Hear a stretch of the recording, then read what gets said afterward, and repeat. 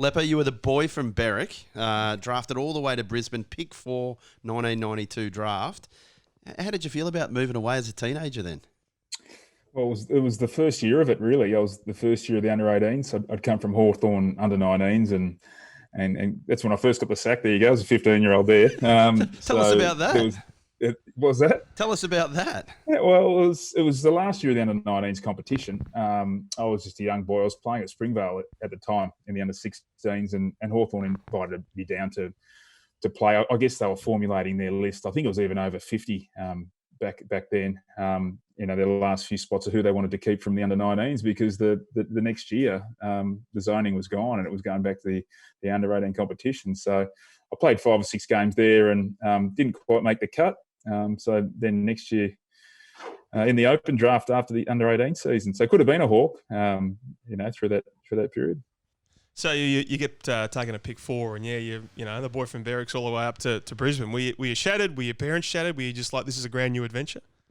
I just wanted to play. So for me, I was a bit young and dumb, really. So it didn't bother me to move. The good thing at the time, the Bears were near the bottom, so I thought I might get a game here. So that was actually a good thing. But yeah, I think my parents were a bit sad to see me go. But never thought about coming home a couple of times. But the rest is history. 1993, you played against North Melbourne with a young Nathan Buckley in his first game as well. Yeah, there was a few of us debuted that day. Nathan Chapman.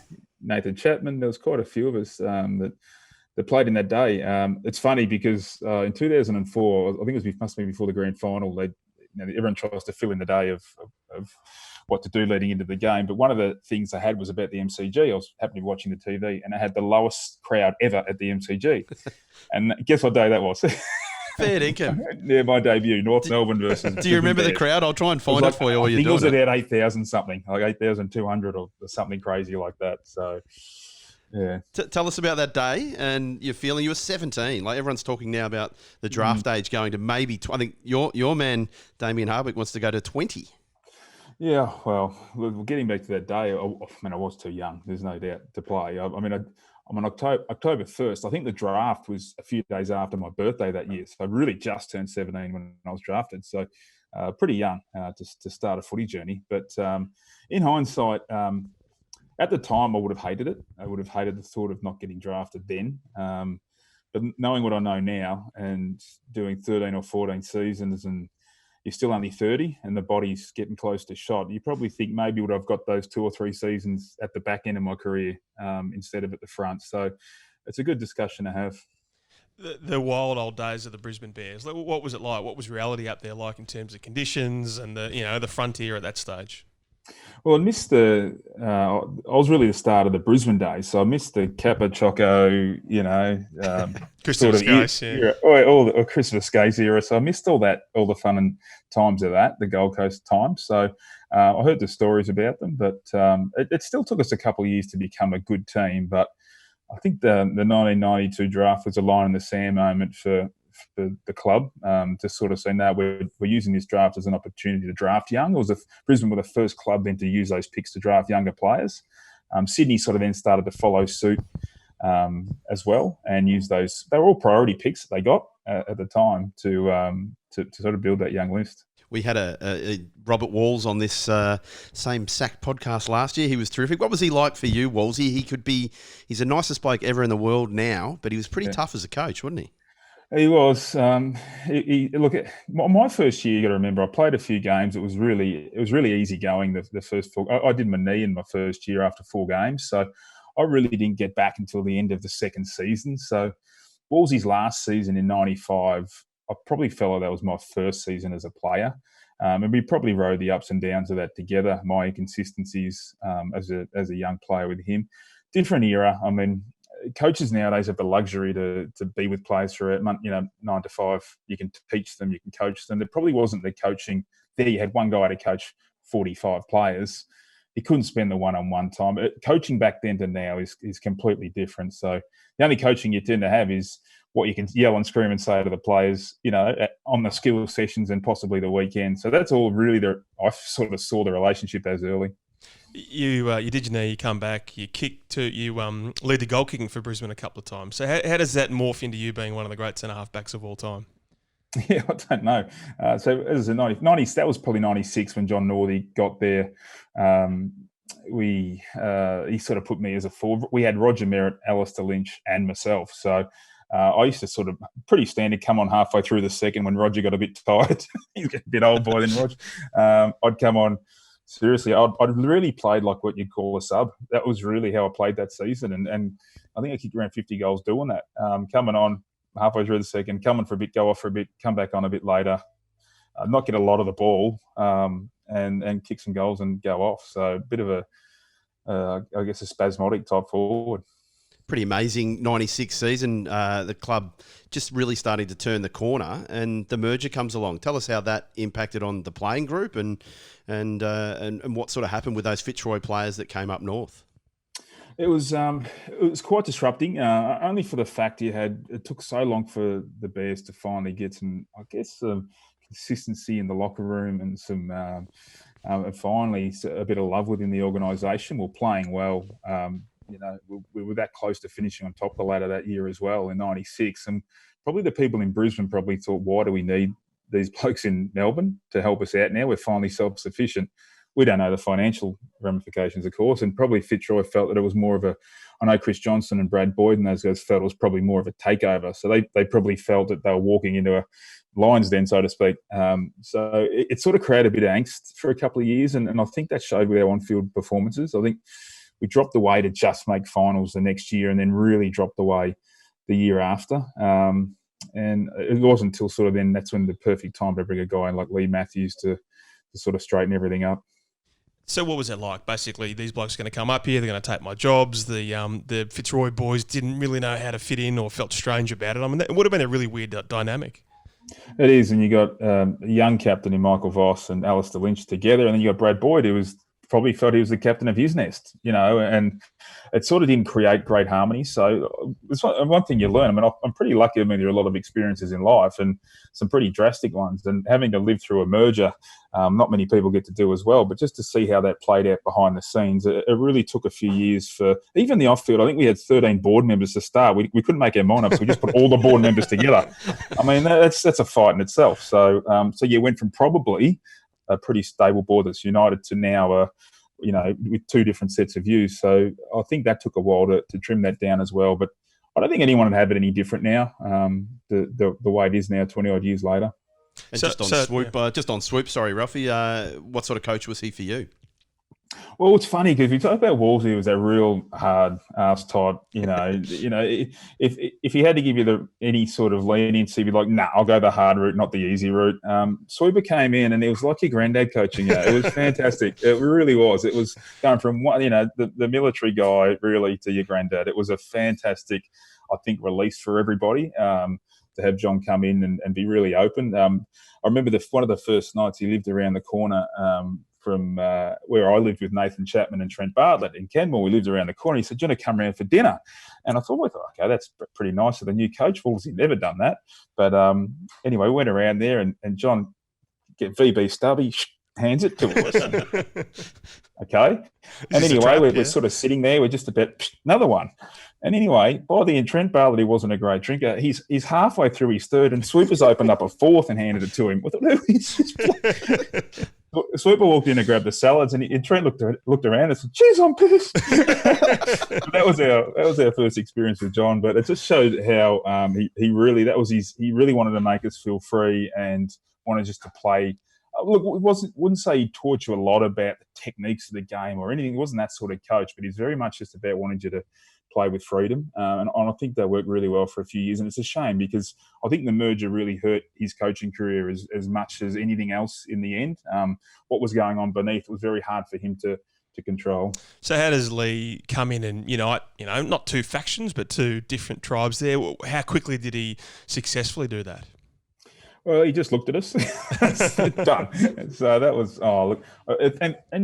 it sort of stemmed for a lot of things. I think we also had players. It wasn't just that part. Players were seeing their own physio. They weren't seeing the club physio. There was all sorts of stuff going on to sort of streamline and tidy up. So it was bigger than just a few things. So and he did all of that with Gubby, of course. Came in and and successfully. And you know what? We were ready to listen to as a playing group. I think we're all in our, by their mid-20s. We just sort of had enough of all the rubbish that had gone on. We're just ready to win. And I think that's the best time to get a playing group is, you know, like Wolsey, you got the 17-year-old version of Justin Leppitsch. You would have probably rather coached the 23-year-old version. I think, you know, sometimes you get that luxury to coach players at their best. Was there a seminal moment with Lee where you thought, oh, hang on, here he is, he's the master, or you know, where he did something that unified you?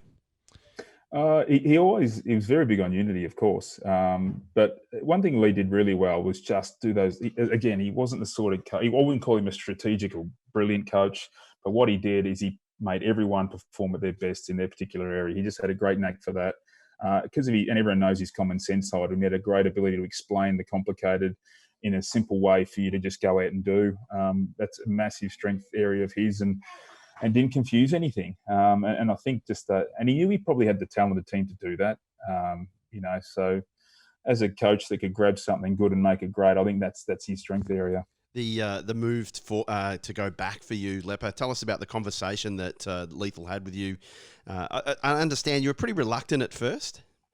No, not really. As I said, we just wanted to win. We didn't care. But actually, you can thank Roger Merritt for that move, because the year prior, Lee was in the commentary box working for Channel 7, but Roger Merritt put me back for about a month mid-season, the end of 98, when things weren't going great after John left. It went okay. My very first game was on Tony Lockett, which is fantastic. Thanks, Roger. You're in. Easing you into that. I kept him to 8 touches, which is nice. 7 goals, but 8 touches. That's what I'm claiming. So, but there were some things I think in that early days that Lee saw that thought I could play a bit more back with a bit more support. And not just that, we had by then Bradshaw, Brown coming through, Lynch. So we had a heap of tall forwards as well. So he probably thought, though, of all the 3 to put back, he probably thought I was the one to go back as well. So a combination of probably all that. So before we talk about the glory days, I mean, you had chances to leave. You had a chance to leave for St Kilda. Was it in 2000? I mean, what were the conversations you had with St Kilda? Well, not a lot. That was money. The only time I would have left was at the end of 95 after my second year. I wasn't established yet. I had done my knee. I was homesick. I didn't get any offers, to be honest. Hawthorn offered me a bit of cash to go back and didn't really give me a lot of confidence. But they were more of the view you still got a point to prove. So that was probably though when I was more open to. Well, I was open to leaving because I left my rental property without a lease and left. So I didn't plan to come back until sort of nothing eventuated. So that was the only real time emotionally I was ready to leave. All the other moves would have been financial after that to leave. And I think that's a poor reason to leave if it's only a money thing, which is what the St Kilda thing was. I didn't have too many conversations. Ricky was just keen to use it as a leverage point at that point in time, I think, and let everyone know. But that was it. And even 2 years after, Carlton asked the question, but again, it was more, they probably did it the right way. That, you know, it was more, if he wants to leave, you know, we'll do it. But again, I was too invested. We'd won 2 flags by then and we're well on the way. So that wasn't going to happen. Just obviously that 2001 season, you could probably feel it all coming together at that stage. Was there a moment when you thought through that year, we're going to win this flag? Oh, no, well, it's hard to know because I missed most of that season. Round 3, I'd done 3 hamstrings in a row from round 3 to 18 sort of thing. So I missed a large chunk of probably missed that little bit at the start where we were really playing poorly. And then that sort of turnaround from sort of round 8 or 9 onwards where we just went on a run and won 16 in a row. I missed the start of that as well. So I watched a lot of that transformation to happen and sort of caught on to the end and thankfully was able to play in it. But it was a classic, I think, of everyone going from, you know what, you can play for yourself or you can play for the team. You can do your role well and close enough and then also look for your little piece of glory along the way, or you can just wholly, solely, 100% invest what you have to do at that point in time at each moment. And I think we all know in life, we all face moments in life where we go, look, this would be the right thing to do, but this is what I want to do. And I think it was a moment we become the team that we always chose. This is what the right thing to do is, not what we want to do is. And that really all is sometimes the difference between good teams and great teams. And you go into that game as the underdog, but I mean, when you look back at it, your form line, I mean, you built up such an extraordinary head of steam. So you didn't really feel like this is the all-conquering Essendon which we need to knock over. No, we were, they were the front runners, that's for sure. But no doubt, we were one out, one back, just coming around the outside. We knew we were mowing them down. So it wasn't like it'd be a shock victory or we were coming with no form. We were, in fact, in form, if you're really talking the last half of the year, the most informed team. So if anything, whilst the season numbers say that, our form was definitely better than Essendon's leading into that game. How close were you to missing with the hammy? Or you think about Trent Cotchin last year with a similar hamstring, probably did it 2 or 3 times during the year, or would you just found a way by that stage to get it right? The third time I actually played a game in Perth, and only lasted a quarter, and we used to use a guy over there, and it's probably frowned upon nowadays, but used to get needle treatment, and these are these things about this long, and he basically is dry needling, stick it all the way through to your hamstring, and they were of the opinion that sometimes your hamstring tears deep, which is quite a long way away. So I did this for a week over in Perth and never did a hamstring again. It was quite fascinating. So maybe that was it. But that tended to have fixed it, and I got a lot of confidence out of that. So thankfully that never happened again. There was a Carlton game. You didn't play in the game, I don't think. Round 8, 2000 and that 2001 season, where you got beaten by about 70-odd points. Was that a pretty seminal moment for the club as well?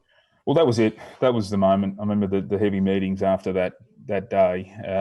It was really, if anything, we really embarrassed ourselves that day. And I think from that point is when I think, if anything, the mood of the meeting was, it was not just pointed at the stars. It wasn't pointed at the role players. It was pointed at everyone to play your role, which you've heard that a million times. But the word know, accept, and perform. And Lee used to say, you can know your role, but to perform it, you have to accept what it is. So you might be told to be a tagger, but hang on, I was a pick 20. I think I can kick the ball okay. I think, but your role is to tag. So until you accept what you've been given to do, you're never going to perform it properly. So I think, and that's sort of stuck with probably all of Lee's pupils over that time. And I see it a lot with players. They come in thinking what they'll know. I'm sure taggers didn't come into the draft thinking, I can't wait to be a tagger in AFL. You sometimes don't know where you're going to end up, but if you accept what happens along the way, you're a much better chance of lasting longer and doing your job well. And Lee Matthews and his Arnold Schwarzenegger best of If It Bleeds. Tell us about that story. It's developed a life of its own. And what was the feeling on that moment? Well, the first thought is Lee doesn't know how to say the word Schwarzenegger. He says Schwarzenegger. Which was really odd. Actually, Arnold Schwarzenegger, he actually grew up in the same town as my father in Austria, in Graz. So really, wow. My grandfather and his father were in the police force together. So that's a side story. Get to the chopper, no, you got to tell us about that. We like that side story. That's a beauty, isn't it? So that was my first thought is, I know that family. The second part is, I don't know if this is going to hit Lee, but it did. It actually worked really well. And I guess what it did do, I think it's possibly a terrible analogy using anything off Predator, but it did work because it did show that you're right. We're all just human. We all make mistakes, which means we're all fallible. And I think that was the point he was trying to get across. And it did work that night. We ended up having a great win against Essendon that was perceived to be unbeatable. And I think that helped us later on in the year when we hit that grand final that we already knew we'd beaten them. So you win grand finals, and as John Brown has told us a few times on Fox Footy, Lee's biggest sprays were basically the first session back after grand finals and after wins to basically just recalibrate you that we've won that one, but we're going to move it on pretty quickly. Yeah, I remember in 2002 was the first time he probably didn't have to do that because he came back and all that time everyone was breaking time trials and doing everything. He was like, this is a bit weird. Like, as he said, everyone's coming back in good shape. So, I mean, Chris Johnson aside, of course, Jono always had to, go away and come back at about 100 skin folds. It always happened. But look, it was. He rarely used that as a tactic. He sprayed Acker once. I remember that, but it's very rare that he would do it within game or anything like that. What was the end of Acker like? We've recorded an interview with Acker, and he's talked about criticising the game plan and then just things going wrong, and such an extraordinary player. But that consultant role, it seemed like it truly was that by the end of his career at the Lions. Well, it's funny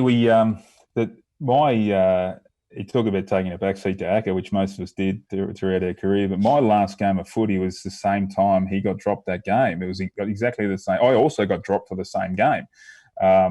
to play reserves, but obviously gone understated when his was not for ability, which mine was, and an aging body. His was more because of his mouth.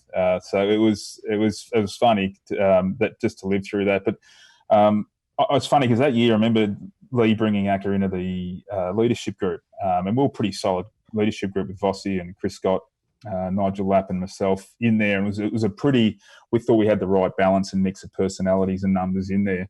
And Lee wanted to bring him in, and I was unsure. I sort of fought it for a bit. I mean, I was coming to the end of my career and had my own body issues anyway, but his opinion was, I'll keep your enemies closer than further away, which I kind of get, and I get why people do stuff like that. But I just didn't think it'd work in a football environment where, anyway, it didn't work, obviously. I guess, 15 months later, or 15 weeks later, it's done and dusted. I'd fully retired by the time he'd left the club. I was actually in Canada at the time. Just basically it had gone, and it happened while I was over there. So I missed the very end part of it. I was there for him obviously getting dropped, but the sort of months later where it all unfolded, I kind of thankfully missed a lot of that, because then I couldn't get blamed for it. So, but I think Lee had to, he canvassed those senior players as well, so he wasn't doing that on the long service call. The Acker experience, I mean, he was so beautiful in full flight, and yet, so many of the things he did were to maximise publicity there, but it just, Acker was effervescent, and Acker just took it over the line a couple of times. Oh, look, he's one of the, if not the most skillful player I've ever played with. So it's hard to, ever criticise someone who's, when you get to look at the wall and see the success you had, he contributed to that. Actually, the one best and fairest I won, I shared with Acker too. I was about to ask you that one as well. Yeah. So my medal's there, and I've got he's wearing a canvas suit, which is odd, but because I've got the canvas suit there with Acker, me and him having a hug with the medal. So he's a part of my life forever. So it's almost he's like that annoying young brother a little bit, but you love him, and that's probably how I look at it. Do you still keep in contact with him? He's sort of not fallen out with some of his friends, but he's not as close to them as he perhaps would like to be. If anything, I think we'd probably speak to him more now, some of us, than we did when we played together, to be honest. We see him more at functions at the end of the year, or I saw him a few times when I was coaching at the Lions. I brought him to training, and we did a couple of silly things within that training as well. So try to keep him involved a little bit into the club. So I think, if anything, since our careers are over, we're probably closer now than even when we played. The end of it for you. So, you'd signed a big contract, you'd signed a long-term contract, and then your body, as you know, just packed up on you. Yeah, I literally, it was my daughter's first birthday, my eldest, and the next morning I woke up and I literally couldn't get out of bed. And it wasn't so much the back, it was actually what it did to my leg. It did to my lower leg, and I couldn't run, really. So I had the rest of 2015 off, the back half of it, and then try to do what I could of a pre-season, but I literally had nothing left in my lower right leg. And I tried to play a couple of games. It was the sort of thing, it just got worse with every game, not better. So after about 3 or 4 games, it was evident that this isn't going to work. So I had a couple of options. Obviously, I had a year and a half of contract to go, so I could have just taken the time off, try to recoup. But my advice was, it was one of those things, it's probably going to take a couple of years to it's almost a mini disability, where you have to, they said about a millimetre a day. So what's that from your back to your lower leg? I don't know, a metre or so. So it's 1,000 days, maybe. I don't know. So that's a long time to heal properly. And even now, it's still at 44. It hasn't healed properly. So it was the right call. I was going to ask you about a game that I don't remember anything about. Thankfully, the 2002 grand final. Being a Collingwood supporter, Lepper. Just on that, where were you in the famous Anthony Rocker kick, and was it a goal? I was nowhere to actually give it I guess I was in a sort of position where I couldn't tell we went over the post. And Chris Johnson's adamant it was a point. He was right under it. He's the only person I know that has said that, because he was in the goal line. I was at an angle you couldn't quite tell. And those from a long, long way, because it was turning, obviously you can't tell when it actually does turn in or turn around. Like, you know what? It's one of those things that, nowadays, guess what? It might have been a goal, but because we've got longer posts and we've got the technology. So it's one of those things that it's hard to, I'd like to tell Collingwood fans that it actually would have been a goal, just because then they get even more agitated. That's what Wayne Harms does about the 1979 tap back. He always tells Collingwood supporters he was 1.5 meters over the line, just to really upset them. That game, incredible game, powerful game in a lot of ways. What are your main recollections of that? Collingwood, playing well above what many people thought they would that day. Oh, but the team they picked on that day was suited to those conditions, and they beat us throughout that year. It's talking about us beating Essendon in 2001 before the grand final. They'd already beaten us that year as well, so they would have gone to that game thinking, "Hang on, that's doable." The interesting one is I think the game leading in, Mark McGough had tagged Michael Voss and played really well on him, and he got left out that game for Jared Malloy. So it's funny how you look back in hindsight, things that would have, if that happened, it would have been probably a Mark McGough day, really, that sort of ground. So on that day, so it's all those little decisions, but we couldn't get the finishing. Des Headland, who was a really dynamic player for us, that you couldn't get out. Acker couldn't get out. They put the clamps on us, and those conditions helped that. Voss or Buckley for the medal, Lepper? You clearly think I don't Vossy? know. When you play the position I played, you're sort of always 20 to 30 metres off the pack. You're not looking at that. You're trying to fix everything else out around you. You're not looking so much of who's doing what on the inside. You remember moments, but I couldn't judge that. I mean, they probably both should have won one. You can't do that though. But yeah. Yourself and Mel Michael. I mean, he's a different cat in so many ways, but you just formed this beautiful relationship. He's a different cat. He still is a different cat. And ever since Messenger was invented, he's even more weirder, which is odd. But I love the bloke. He's an enigma. There's no doubt. But him coming to the club, no doubt, was the reason.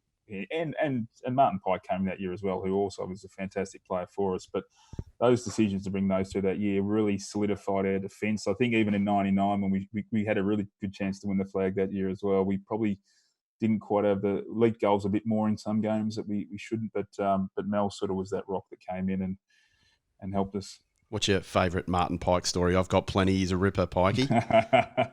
One that you can tell us. There's so many. There's so many with Martin. The funny with these sledges, I mean, there's so many you can't tell with Pikey, but probably the best ones is his hatred for the recovery session afterwards. And quite often, Pikey had been out the night before. So there's one in South Australia where he used to hit out with his old mate, Gary McIntosh, and they'd never come home. So Pikey, instead of doing the laps in the pool, he'd be in the spa bubbling away. And Craig Starcevich would walk over and try and get Pikey in, and he'd just stare at him. The fumes coming at Starcy, he just sort of walk away. So Pikey was never a great recoverer. Surprise, surprise. He didn't look after his body that well. The Wakeland twins, who not only slept with a light on, but also in bunk beds. That recovery, it sort of morphed into the same day as he headbutted Michael Bowles. I'm not sure if it was even the same year. But how did that come about? Because it just was, it was one of the most brutal sledges of all time.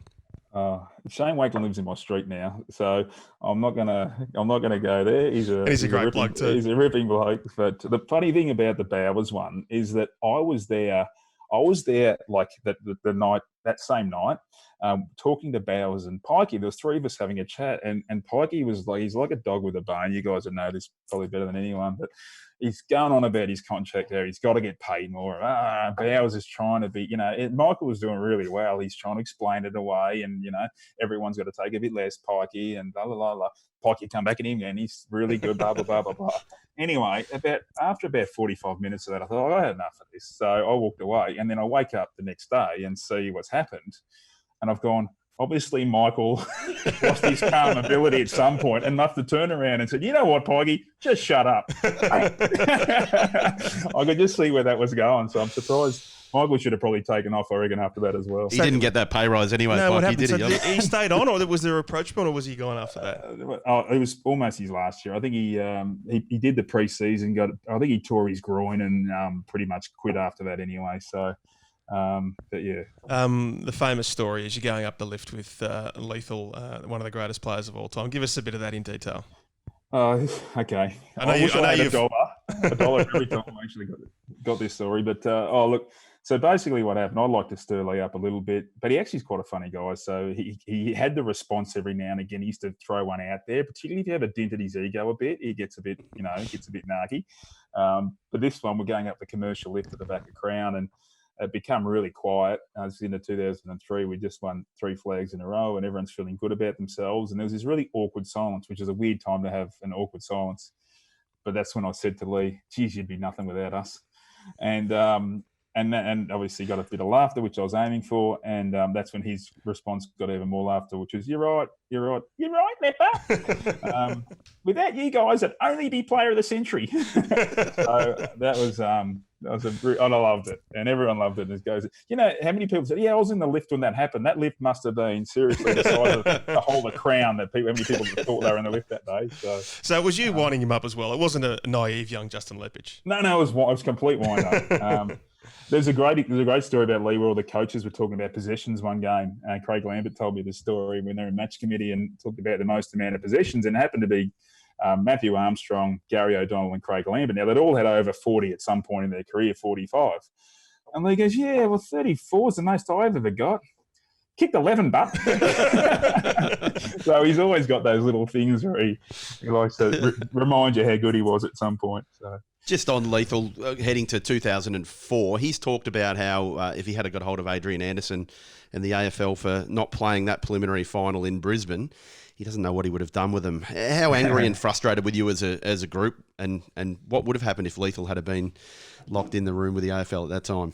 I don't think he could have fought, so I don't know. He try, I guess, but I think we're all a bit disappointed. I think everyone knew the AFL didn't want the Lions to win that game, and maybe the whole of Melbourne didn't either. Maybe the whole competition didn't. So it doesn't help when you've got. We probably felt the whole footy world wanting not to give you a fair opportunity, but at the end of the day, we still had 6 days to overcome it and come at Port Adelaide and try and win. So we still, the destiny was still in our hands. So I'd like to look at it that way. I try not to look at it that, it was a little unjust. I think when you go to that game, you'd like to have a little bit more of an even run going in of when we played a Saturday night away as opposed to, a Saturday afternoon at the Gabba. It's 2 different preparations. I think we all understand that. And we probably needed the extra day the way we're going that year. Maybe in 2002 we wouldn't have needed the extra day, but that particular year I think that we needed that extra day. We're pretty banged up going into that game. So, it didn't help, but I still think we had an opportunity that not many teams get to create that game. And I'll look at it that way. And you had so many injuries in that preliminary final as well. I mean, you get through that unscathed in your final and all of a sudden, you just got so much collateral damage in that prelim. I think you're hitting Port Adelaide. It was as hungry as anyone. You think about what happened to them the previous 3 years. That they were out there. They would have eaten the footy if you told them to. Like, that's where they were at. We probably weren't at that stage either. So you move on from Brisbane. You get to the Richmond Footy Club from 2009 to 13. What was it like then? You go to a club that had very little success through that period, and one of your early success stories there was Alex Rance. Yeah, it was a really development phase at the footy club. Fortunately, and you look back now, a few of the good players were already there for Dibner, like Trent Cotchin and Jack Rewald, Alex Rance were already drafted going in. So at least you're not going in completely blind and completely with nothing. So you've got some leadership. You're basically a future leadership group that's already there at the footy club. Alex was.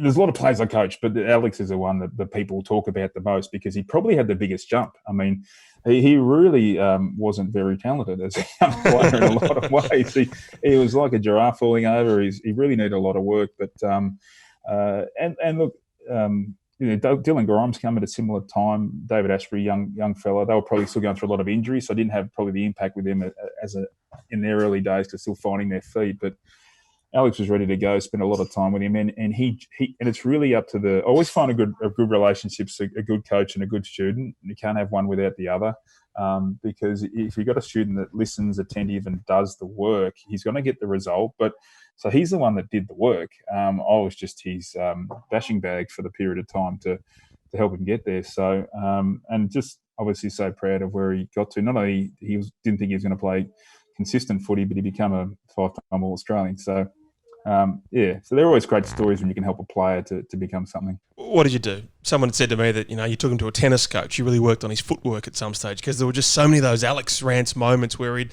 do 2 or 3 exceptional things and then he'd just turn it over close to goal or he'd fall over and, trip over his feet almost. Yeah, I think I'm a big advocate for footwork in players, and I think tennis, in all the things and areas I've studied of sport and where it can help you, and I think how, particularly for a defender, how a tennis player moves at the back of the court and comes forward and back and lateral and around. If you've got great footwork, you can get to more contests. And Alex's problem was never his competitiveness; it was his ability just to get there, because he'd fall over half the time. So if we could get him upright and moving, that's it. The decision-making stuff, no one can fix.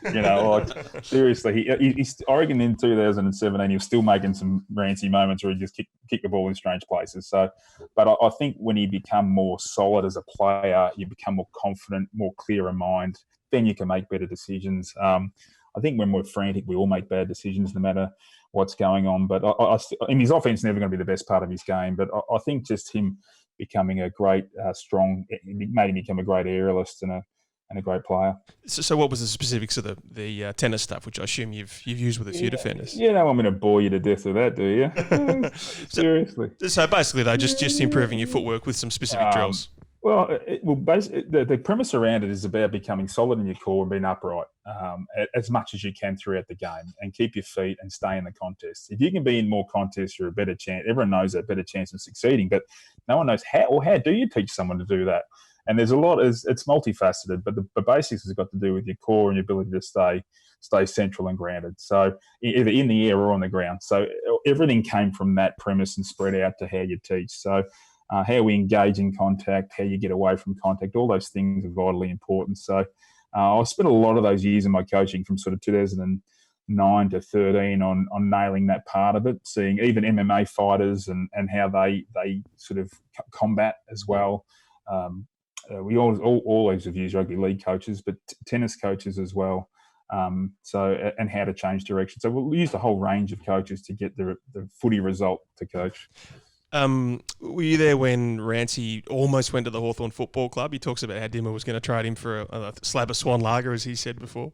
Yeah, it's true. And Dimmer rang me about it, and I just sort of said, it might have been after our first year, and I hadn't really done enough work with him yet. And I just said, Dimmer, we haven't done the work. He's 6'4", he's athletic. Let's just give me some time with him, and don't do it now. Let's just give me some time. Let's get him out on the track. And because I think my first year he'd been a bit of back, bit of forward, bit of mid. We hadn't really nailed him yet. It was more that second season where I was able to get my hands on him a little bit. So thankfully not, because it would have been a loss. And was it, I suppose, not even that attractive a trade prospect, because he wasn't, I know he's pick 18, but he hadn't shown anything at that stage. Well, that was it. I think it was a third round. I think it might be something in the 40s. I said, geez, for that. We had no salary cap debt back then, that's for sure. So it was just the mate picking the 40s or Alex Rance. Just give me Alex Rance. Like, come on, don't worry about it. So what's his legacy? How good is he? I know some people, like with Matthew Scarlett, he didn't play on too many people. He seemed to play on 3 opponents for most of a decade. But everything changes, though. I mean, Scarlett played in the era where you're still playing on someone. I would love to play in this era where you're not playing on anyone. How good would that be? I would think I was too far ahead of my time in some ways. But that's what happened. We play team defence now, so he was told to play those roles. You can't tell me Alex Rance ain't great one-on-one. Yeah, he's a genius. So he probably didn't do it as much as Scarlett, because Scarlett, all he did was play one-on-one, then work off. That's the old-fashioned method. But Rancy, third in, ground level, aerial, I'd hate to play on him. This is the Richmond supporter speaking. Will we ever see Alex Rance again at AFL level? Don't know. He's sometimes the further you move away from it, the harder it is to come back. That's all I'll say.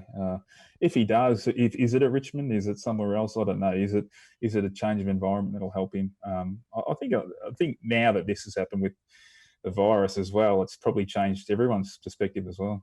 Just on that your first year and that first draft you would have been overseeing, a kid called Dustin Martin gets drafted. What was he like back then, Dustin? Oh, Joe, he's a weird old kid, that's for sure. I mean, he had the same hair, but like 8 times the height, so spiky and right up there. I remember his first training session, he had that much gel in it, and it rained, and the gel was dripping down his face. And I said, mate, you really shit's get it off. So he's the same as he is now in a lot of ways, where he doesn't speak a lot, doesn't communicate a lot, but he was a weird one to read. But I think the longer you know Dustin, he's a real heartfelt guy.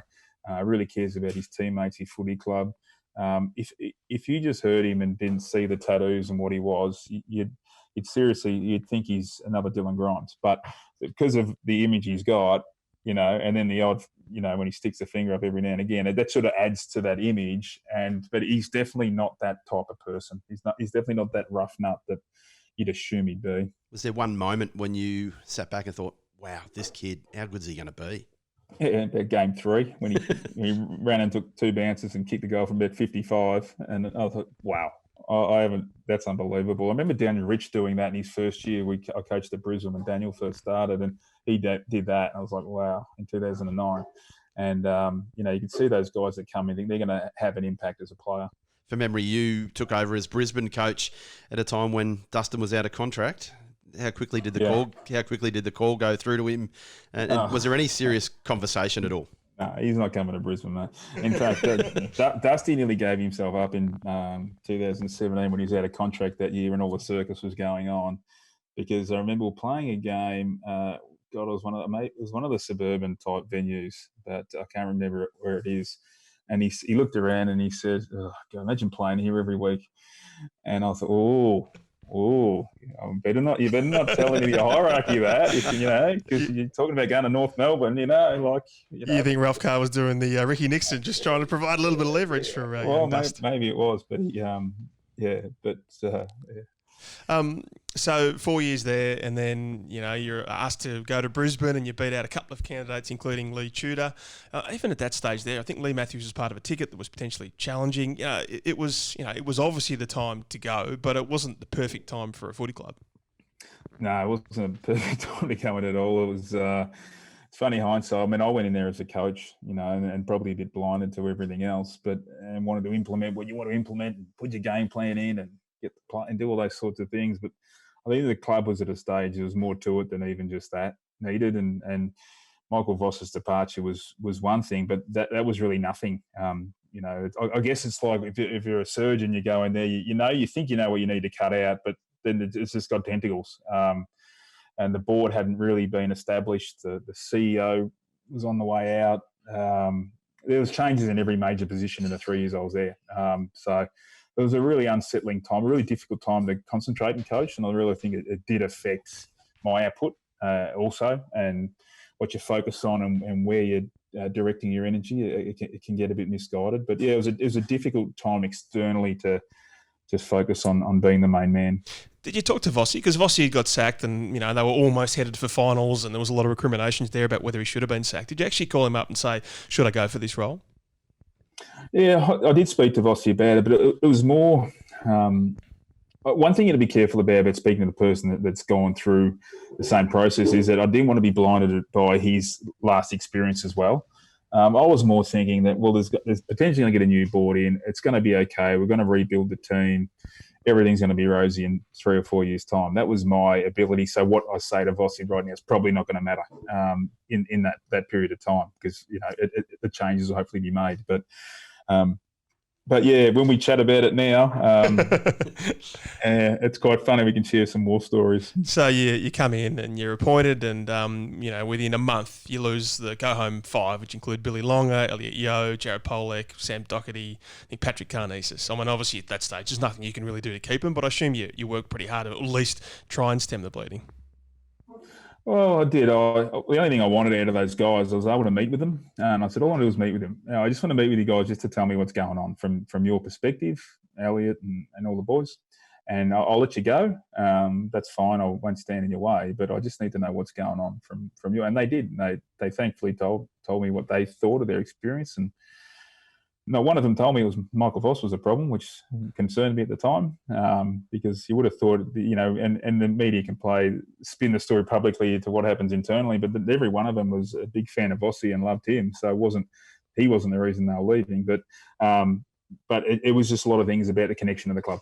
It was about they probably didn't feel loved by the senior players, and they didn't feel a connection to the club. They didn't feel there was a reason to stay, and there's a whole host of things that underpin that. So that made me then go, well, it's not about the game plan, Leppert. It's about getting this connection and care back to this footy club and people that want to play here. So, which is a very difficult task for just a senior coach to do.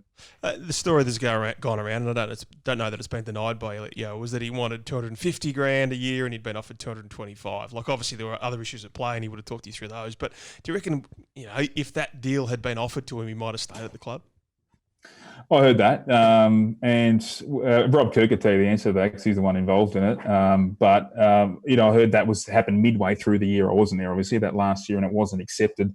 Maybe ask Elliot and Rob. I wasn't there, but if that's just one though. But who knows? That might have only kept Elliot for a year or so. But you're right. When you lose that, it's funny when those boys left. At the time, I felt like I was the one that had to fix it, but when the end of my time 3 years later, guess what names were coming up when I was leaving? Oh, you can't keep anyone. Yeah. They kept throwing those names back in my face again. Everyone had clearly forgotten that, because when you provide a name, you just throw a pile of things in there, and those names get thrown back against me. I was like, that's fair. And those blokes didn't decide to leave in October. They decided, as you said, probably halfway through the year. Yeah. So, but that's what happens in the end. Is that It was, as I said, for me, I debuted a lot of guys in that time. I had to sack a lot of people too, unfortunately. And I think by the end, everyone gets a bit battle weary with that. How tough is that, sacking guys that are around, been around the place for a lot? You've played with some of them, obviously, as well. How difficult was that?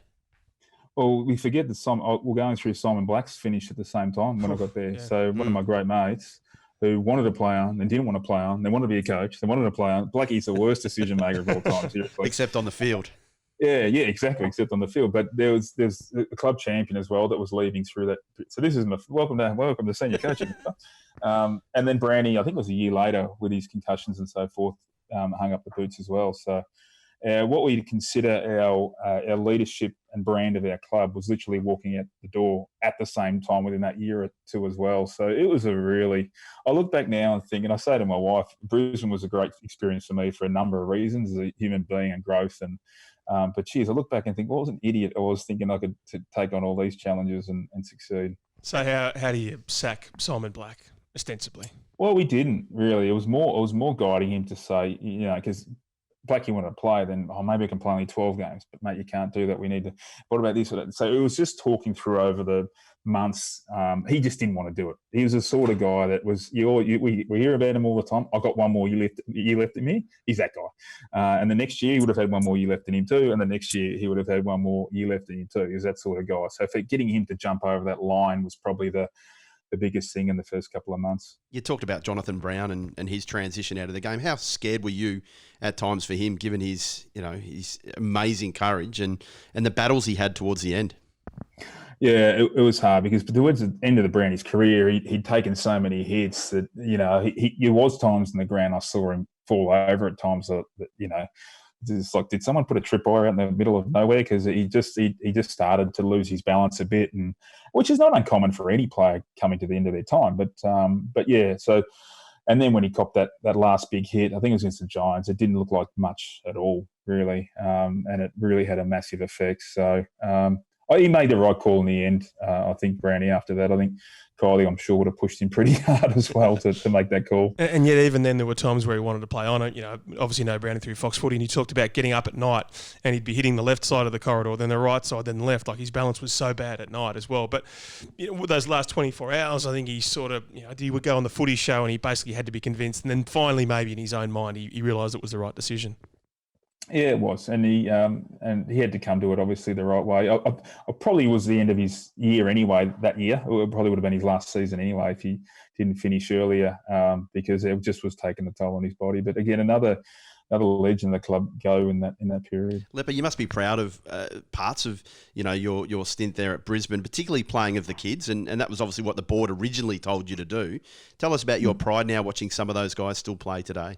It is, and some of them are now, like Louis Taylor at another club, and just Harris Andrews, I debuted a lot of those boys, Eric Hipwood, and a lot of, and to be honest, the majority of it is what Chris Fagan's done in the last 3 seasons, but I guess just to give him the platform. I mean, even the things like when I started, we were playing, Brent Staker and Andrew Rains and Maguire, and all those boys were still a big core part of the team. So that sort of had to. So it's like a property. Sometimes you got to do a demo, then you got to start building. It doesn't just start from a build. You just don't. Sometimes clubs have to start again a little bit. And we didn't have the guys. I mean, they're still really good players. They were still really experienced, solid players. Daniel Merritt was still a solid player, but it takes a long time to get to be a Daniel Merritt. It takes good 4-5 pre-seasons. We just touched on Alex Rance. Like, we didn't have that on the list. There was no one ready to replace Daniel Merritt, Joel Patfull, Jonathan Brown. There was no one ready to go. So I always knew there was going to be a bit of a time to rebuild those type of people into the club. The facilities were as bad as anywhere really at that time, weren't they? How difficult and how much of a challenge was that as well? Oh, it didn't bother me, to be honest. I mean, I think when you have a problem, I think then there's the 80-20. It's the 80-20 rule. The 80% is the problem. The 20% is the bit you pile on top to prove your argument. And I because we grew up probably in those same facilities and won flags, I was probably less worried about it. Yeah, it's not ideal to get out of the Gabba, go down to Cooperoo to train, then come back again. There's more efficient ways to do it.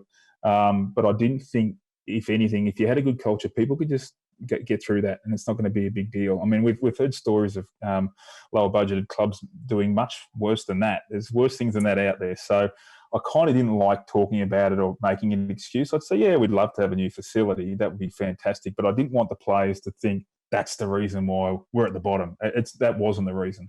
So 7 wins in your first year. It's a bit of Brent Bolton, really. You get younger progressively. 2015, 4 wins. And then at the start of 2016, you got a nightmare fixture.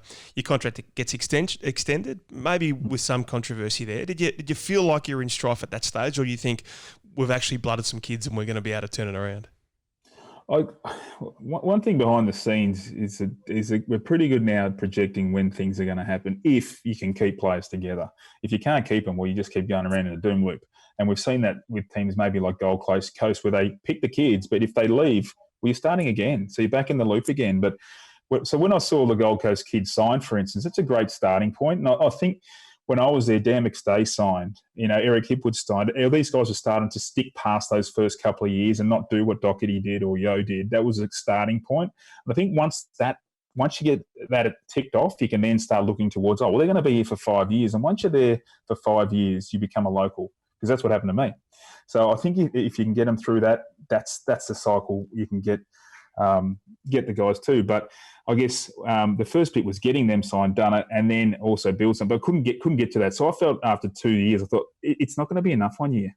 It's just the extra year. I'm like, we're only going to just start really going to where we're getting to. So I was sort of thinking, well, another year, I'm going to be just really just standing there with a gun to my head the whole time, which ended up happening. So the only positive to come out of it really is I got an extra year's salary. It's true. But at the end of the day, I sort of probably wanted a bigger commitment to go through it. But, I was still learning as a coach as well. There's still a lot I had to achieve. I wanted more help as well. So there's lots of things that probably needed to happen as well at the footy club. So you go into 2016 and as you say, you've got that contract through to 17, but you realise at that stage, this is going to be a miracle if I can survive past this year.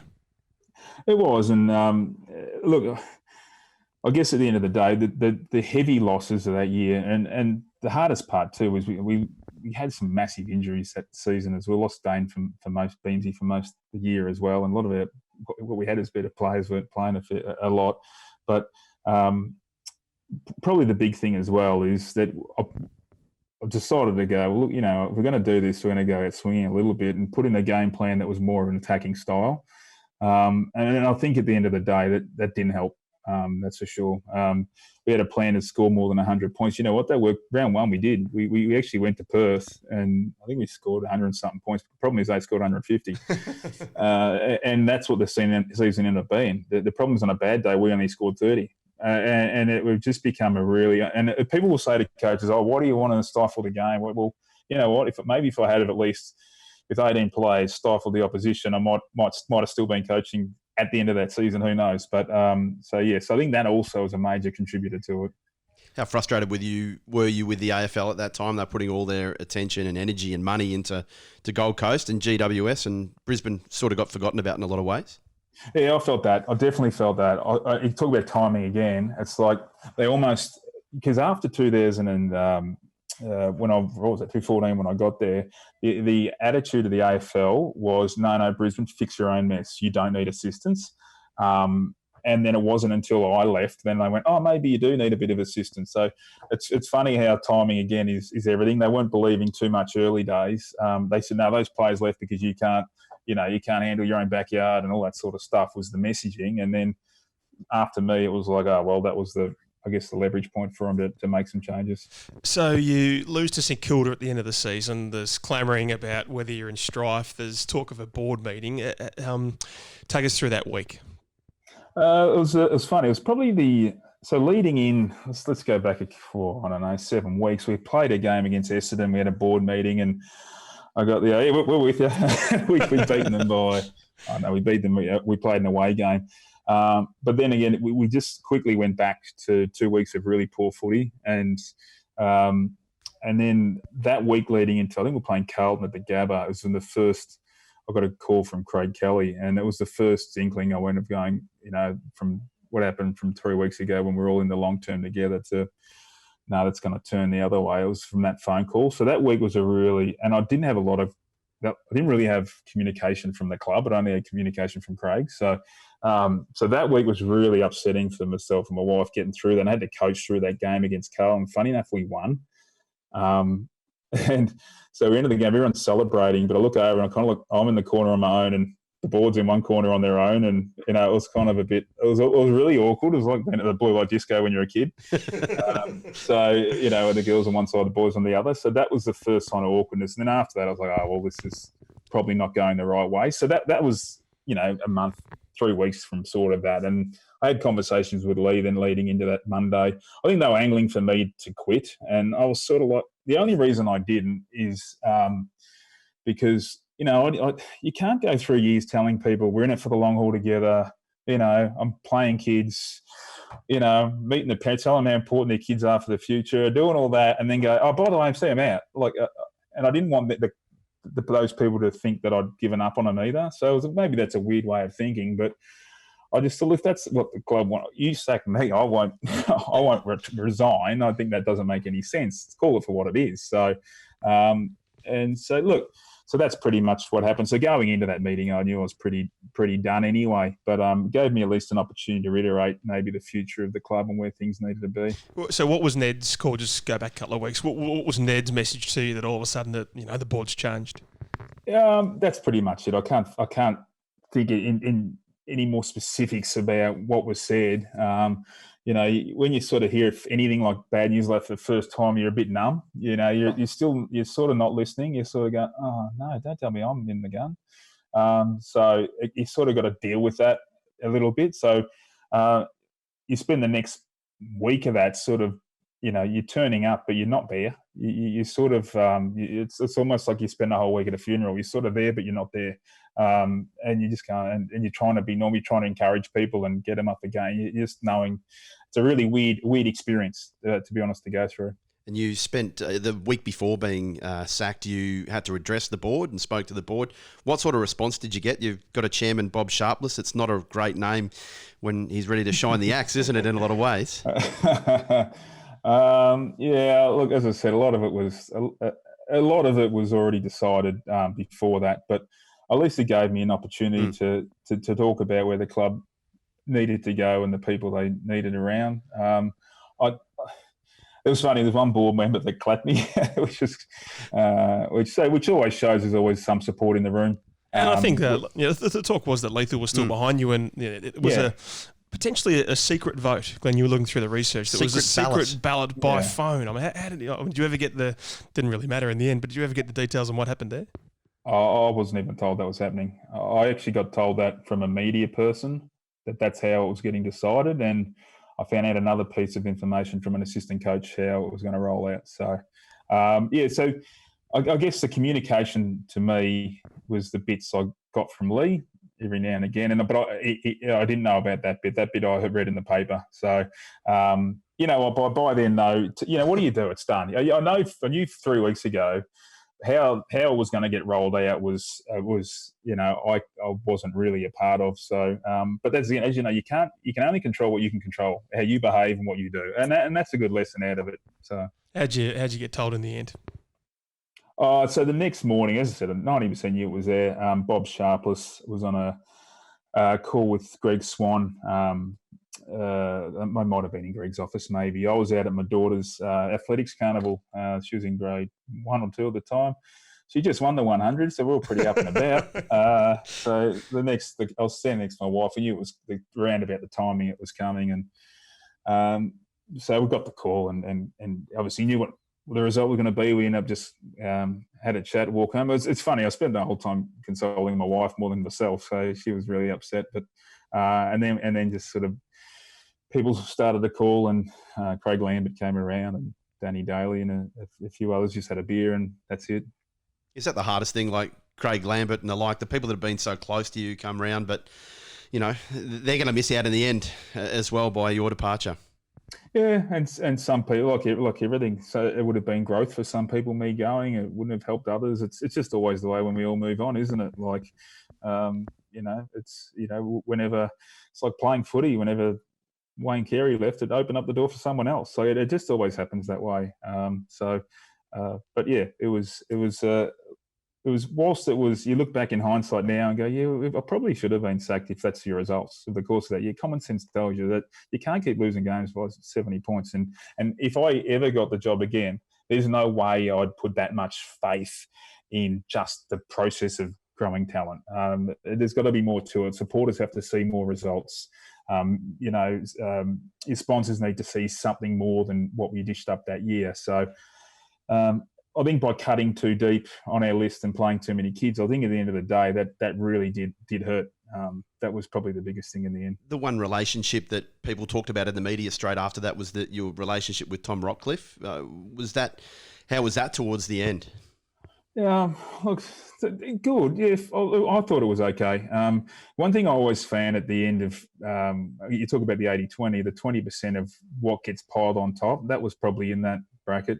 Yep. To me, whether Tom's saying the same thing, who knows? Yeah, I only know what I know. But and then that's the other thing too. You get to the end of the time, you have lots of conversations with people, and you try and do the right thing, but often, it doesn't go the way you want it to go. I always found that too. I found a really difficult job to keep people happy. So if I tried to, I did. If it didn't work, it didn't work.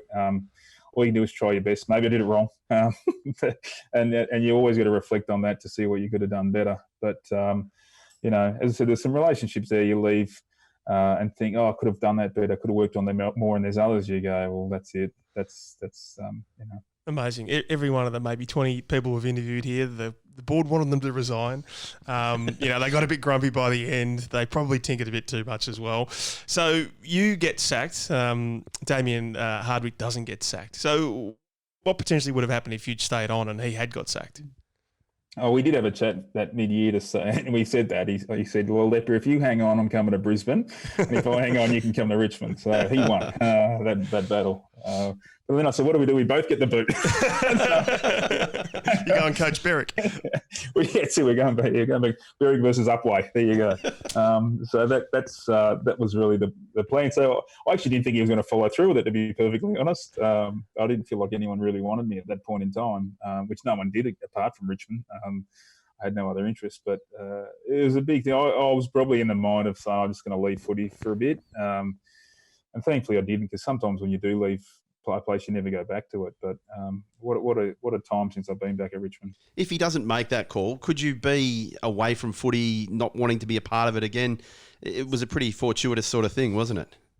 Yeah, probably. That's a real possibility that you go on, you put your skill set to some other area and take your learnings out of what you learn as a coach and apply them somewhere else to some other skill set, whether it be property or marketing or whatever it is. I mean, I think if you're a really good worker and a really good person, I think you can learn a skill set and grow and become something really good. That's my belief. But yeah, you're right. I could have applied it somewhere else and be gone. And you turned it all around at Richmond anyway. It was a pretty good time to walk into the club. It's all your fault, wasn't it? Or your plan? It was all me, yeah. I went there and become a forwards coach, Exactly, the smallest forward set up in. Tell us about that, setting up the smallest forward line ever that went on to be a premiership team. And went on to basically, have a forward line that no one ever had in a premiership. Absolutely. Yeah, I think Richmond probably got my thoughts of all this, and there's some and might upset some of the people that are already playing the forward line, but I probably got that upset with 3 years of being non-competitive. All I wanted was just a group that tackled and pressure and made it hard for the opposition. And I said that to Dimmer. I said, so I'm going to fight for anyone, I'm going to fight for Dan Butler. I'm going to fight for Jason Castagna. I'm going to even get Jack to tackle somehow. But it's true. I was like, from what the quick learnings at a time, you just need to have, people just want to see pressure and just see effort and see all that sort of stuff. Now that's not refined, and maybe that can't last a long time. But maybe it's just what I wanted to see at that point, at the time, because now from the next year the forward line looked a little different, and now it looks a bit different again now. But definitely that point in time, that was where I was thinking anyway. So you plan for it all summer and you get the personnel you want. When was the tipping point? When did it click that you thought through a Marsh Series game, whatever it was called then, oh, hang on, this might work? Oh, I didn't think it'd work. I didn't have the players already there. I mean, Castagna, Butler, they were already there. They'd spent a couple of years in the twos. I didn't really know them that well. But just working hard with them in the pre-season and working with Craig McRae, who's obviously a specialist in that area as well. So he could probably take most of the credit for it. But, and they just had that desire, and we had something there, and I think one thing that even Richmond lacked leading in, and not only that, Dimmer was really open to this sort of thing as well. I think he spent a long time being an offensive coach and talking about ball movement and how we play all sides of the ball. And I think once he sort of narrowed his focus and decided to be a bit more of a defensively minded coach and offensively more just let the players play, I think that was a big change for him too. And that's pretty much what we do even still now at Richmond, really focus on the team elements, but offensively let the boys do what they do. So Dimmer talked he talked subsequently about the end of 2016. He wasn't a good coach, he wasn't a good husband, he wasn't a good person. What was that sort of voyage of discovery like in that summer where Trent Cotchin was getting up and talking about being authentic and talking about being a better person and all those kind of things? Was it sort of like you could just see how it was just unlocking this thing, or was it only really in retrospect that you think, oh yeah, that all led to what we did later on that year? Well, my first thought is I would have loved to have won 9 games last year. Being at Brisbane, seriously, I didn't know what they were complaining about, first of all. But going back to when I played at Brisbane, we talked about the wave of 96 playing a prelim and falling back and then coming back up again. You find a lot of places do that. You make a run, you have a dip, and then you go again. I thought Richmond probably that was its moment. That was talked about when we played the line in the sand moment. We're about playing your role, doing it properly. Yeah, they did it a little bit different way than what we did 15 years earlier when I played, but it really was a moment for everyone to self-reflect and be the player they wanted to be and really invest in the club. And I think that's one thing Richmond did really well at that point. And could you see the change in Dimmer? Obviously, you knew him as a bloke really well, but could you see the change having left and gone away for 3 years? Yeah, I did. Yeah, no doubt. And it's a lot of him. You talk about the 80-20. The 80 didn't change. Dimmer's still Dimmer. But the 20 and sometimes allowing things to unfold is very difficult for some coaches. You got to control a certain part. The other part, you've just got to sometimes go, and it gives you anxiety to do it. I've just got to let them make mistakes here. It's a bit like your kid teaching them to ride a bike. At some point you just have to pick them up and let them ride it. And you want to control. You want to get in there more. You want to do more. You want to have, and we're all guilty of it. Sometimes we make more mistakes as coaches by coaching too much than actually doing less. It's a crazy thing, but I look back at Brisbane and think the same thing. Man, I was making every decision for them by the end. It was like I'm trying to help them that much. I'm actually not helping anybody. So would have been better off not turning up, Ralphie. There you go. Jack was a bit like sort of Acker in that leadership group early on, maybe a bit divisive. I mean, him and Rancy now have talked about how they all had a fist fight at one stage. Again, you come back and he's ready to lead. Yeah, it is. And it's funny because I never forget the first time with Jack, our first meeting, and, Jack gets like, he's that's it, we're no good. I'm just here for the kids. I want to really bring them together and I've got to leave a good legacy for them, and that's what I want to do and all that sort of. So he was ready to lead that legacy and be that sort of player. But what he didn't think the changes that were made with maybe Brett leaving and Ty Vickery and all that, and the changes, he thought maybe that meant we're going to go backwards as a club. He probably didn't see he thought maybe on the ladder we weren't going to go as well, but he could provide more for the team. It's funny, the minute he changed his focus to that, guess what happened? We become a better team. So it became an amazing lesson for him. And for now, he's like that as a person. Now everything to him is the team. And he realises most of his success now is when he focuses about the guys around him and not himself. So it was a great turning point for him as well. Trent Cotchin was seen as a reluctant leader in some way, shape or form early doors. What changed for him, do you think, and how telling a transformation was that as a leader? Well, Trent found his identity. I think also Trent found not just his off-field what he wanted to be and how he wanted to lead. I think he always felt like he had to be Michael Voss or act like Scott Pendlebury or what. He decided, no, I can be that sort of heartfelt, quirky leader I want to be, and also and be successful at it, which he is. But he also too discovered what sort of player he is on the field. There's, I think he always felt I have to be a 30 possession player. Well, you know what? Michael Voss was a 20 to 21 bash and crash, get it going forward type. You don't have to, and he didn't have to be that get the handball around the back sort of guy. And well, what is he? And he become the perfect player he needed to be. So if you go out getting 16 possessions, it didn't bother him anymore.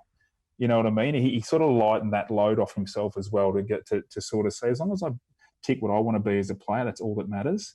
And I think it's hard for players sometimes because they have expectations from not just their coaches, but their parents and the media and all their supporters, and they don't know sometimes what that looks like. So I think Trent found his identity on the field as well, which is really important. It's hard to ever be relaxed going into a grand final, but the team seemed like they were quite relaxed and comfortable where they were and confident in their own ability. Adelaide, as a contrast, had the power stance. What was your feeling going into that grand final, Lepper?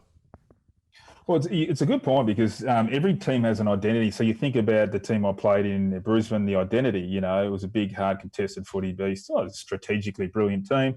Hawthorn's team was beautifully skilled, kicking, it had its identity. Matty Suckling in a half-back line.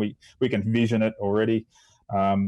Geelong as well. But our Richmond, ours is more of that everything's okay. You can make mistakes.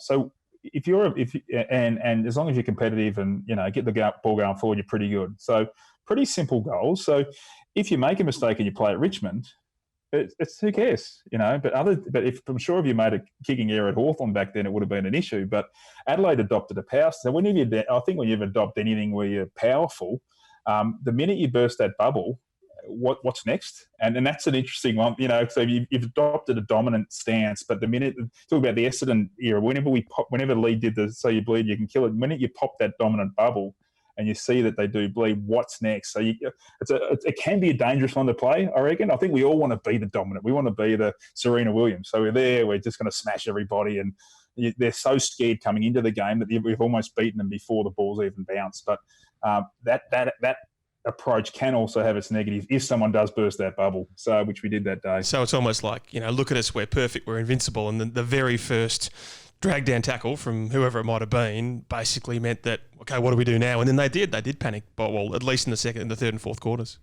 Yeah, it did, and even, but it's not just that game, but since that game, there's probably things unravelled with their identity as well. So everyone's got their problems, haven't they? And everyone's trying to be something great, and supply their. But the thing is, though, at least you got to supply your supporters with an identity, I think, and it's one thing that's really important. And any team that's in the bottom six of the ladder, everyone says it. What do they stand for? What do they look like? Because, in the background, coaches are trying their hardest to get that identity, but you're not seeing it, and it's really hard for everyone to grasp hold on to. So, Dustin Martin, isolated inside forward 50 on Luke Brown, who probably would be the most scared man in the game. Kicks an amazing goal that turns the game, or at least he puts a stamp on the game. How many goals could Dustin Martin kick if he was a permanent full forward at Richmond? Well, guess what? He'd kick none of those. Why? Because we've got a thing called 666 now. Yeah. So you've got no way for someone to come out of centre square and kick it to a one-on-one, because he's going to have 5 other people around him. So it's funny that when we change things, like sometimes we don't see the effect. And if you watch that stoppage, you got Kane Lambert at the back of the square, so there's 5 forwards, and the other 4 are up on the square, which you can't do now. So it's so funny. And then Dustin left one-on-one. So the 666 has actually killed that passage of play forever. So it's never going to happen again. So don't worry about it, because he's going to have a defender behind him in the square, and he's probably going to have 3 in front of him, and the third man come in. So it's quite funny that Yeah. I still think to answer your question, he'll kick a lot of goals, but he won't kick many from centre square bounds. We better let you go soon. 2018 preliminary final. You already know that you've got one sick player there. Alex Rance is not on his game. Is that as sick as you've felt in the coaching box? Oh no, I think the game always throws things up to you, and I'm very, very fortunate to have been on the right side of these sort of games more than not. But nothing surprises me. Nothing surprises me at all.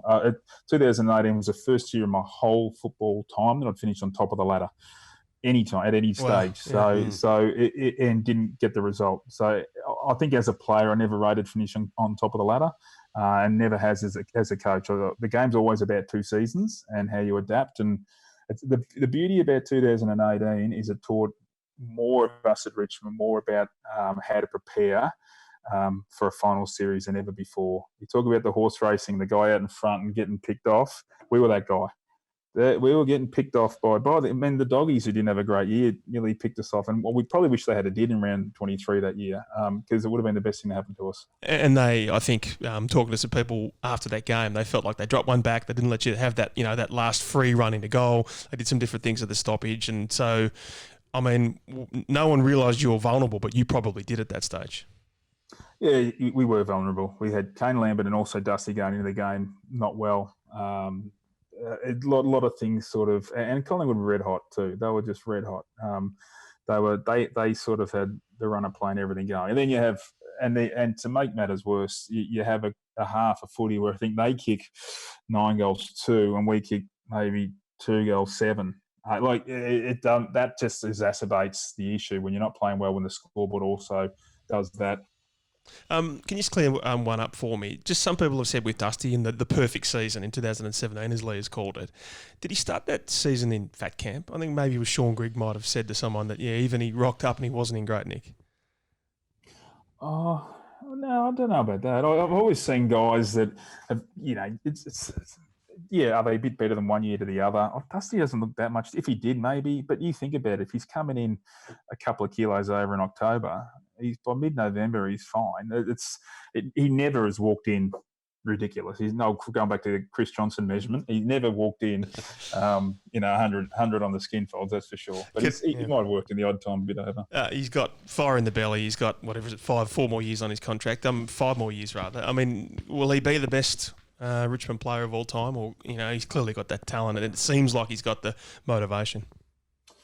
Well, he's probably there already, to be honest, without even the last 4 years, because it's really, I find it really challenging to compare the modern day professional athlete with someone who played. You watch the people that played in the 70s, they're not even close to the athletes that we have nowadays. So you can only compare your era, and obviously he'd be Richmond's best, but I think even compared to past in what they had, I think. He's in the top couple anyway. You talked about the lessons learnt from the 2018 final series, but the challenges the club faced in 2019, extraordinary, really, the injuries that the club had. Does that sit, you've won many premierships, Leppard, does that sit pretty proudly as something you were a part of, getting this team to come up and win against so many hurdles? And that's it. And we talk about Richmond as a footy club and remaining flexible and if things go bad, we just get up and go again and not worry too much about the result. I think only a club that sort of has that attitude can get through stuff like that as successfully. I think a lot of clubs can get through it. Don't get me wrong. There's a lot of clubs that have injury issues and played on and won games, but to win on and also find enough in the tank to continue on through September. I think that was a pretty special effort. Hard thing to do. What was the match committee or the lead up to the Marlon Pickett decision like? Because we've got it from a few angles, but not from yours yet. I was the one who picked him. No one else wanted him. The true story is Dimmer did, and this is where he's grown as a coach. He consulted every person in the whole building and then made the call. And that's pretty much what was it. I was probably the furthest removed from the decision-making process, but the only thing I'd ever say to Dim was, well, what sort of player do you want for your last position? Do you want flexibility? Do you want another inside mid? Do you want a half-forward speedy type, which we had lots of those anyway? But I think Dimmer will always probably err towards flexibility. I think if something, and I think he always felt Marlon could go forward, mid, deep, he can go back if we really needed to. He spent some minutes there. So I think that's what won the decision out in the end. Tell us about your relationship with Sydney Stack, who unfortunately injury cost him being a part of that premiership side, but can go on to be an amazing player for the club. Yeah, I love Stacky. He's anyone who plays with the level of competitiveness that he does, it's hard not to like. He combative. One thing I love about Sid, when he got there, I almost laughed at the recruiters and it wasn't because he hadn't even picked up a football yet, but he did one run and started spewing after about 15 minutes. And I thought, what have you just given us? Oh, are you joking? He's going to take 5 years to even get, semi-fit, let alone contribute to the footy club. And 4 months later, seriously, that boy, he's so committed. When he puts his mind to something, it just shows when he puts his mind to something, it was... obviously, before that point, he put his mind into eating chocolate. But after that, he put his KFC, yeah. But after he changed his attitude, he not only did he turn it around to think this guy, shouldn't play in the first 5 years. That was my first thought. And then thinking he might play this year in January, and then by round one, I'm thinking I'd love to get him in the team soon. But that was how quickly the whole thing turned around. It was amazing. Leppert, do you never say never as a coach? Is that situation? You're still a young man. Do you never say never as a senior coach? To going back to senior coaching? Yeah, absolutely. Yeah. I think one thing that, maybe. Probably in my older age, maybe. I'm only 44. That's young, isn't man, it? mate. I've got kids. I'm enjoying being where I am right now. I'm really enjoying being a successful coach, learning a lot. I think that's... it'd take a lot to get me out of Richmond at this point in time, that's for sure. But I think it's like, I've never had this, my wife's just walked past, but it's like someone, I guess, that wants to get married for a second time. You've got to want to do it, but you've got to find someone else who's got to want to do it as well. So I could want to do it one day, but it has to be the right person who wants to marry me back. And that's as big a question than asking me whether I want to do it. It's whether does someone else want to do it, because you have to go through that journey together. And it's a difficult one, that's for sure. And again, you've seen great coaches. You've seen Lee. Tell us about Damien Hardwick, who's not quite at Hafey status, but he's not quite far short of it as well. How good a coach is Damien Hardwick in the pantheon of all coaches? He's brilliant. He's a modern-day brilliant coach, that's for sure. He's nothing like Lee. It's funny I shouldn't say that, because in a lot of ways he is, in his stern thinking of the game, but his delivery and how he goes about it's completely different. But yeah, he's on his way to joining those blokes, that's for sure. And it's all done because he, like Trent, found their comfort in what they are as a coach, and he really relaxed the reins a bit. It's funny, a couple of things that they just did to turn it all around, and now he's got a lot of confidence in himself and his staff and his system of coaching that sky's the limit for him. Justin Leppitsch, thanks for your time. All right, guys. Thank you.